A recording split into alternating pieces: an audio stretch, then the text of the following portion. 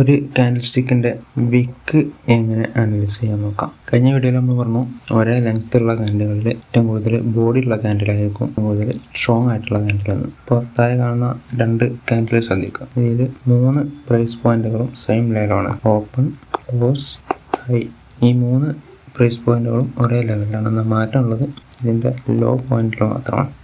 ഒന്നാമത്തെ കാൻഡിലിൻ്റെ ലോ കുറച്ചുകൂടി താഴെ ലെവലിലാണുള്ളത്.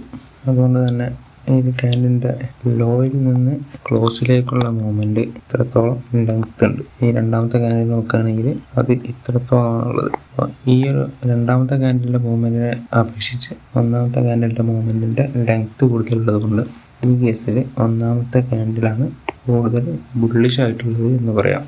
പിന്നെ ഈ വിക്കിന് കുറച്ചുകൂടി പ്രാധാന്യം കൈവരുന്ന സാഹചര്യങ്ങൾ പലതുണ്ട്.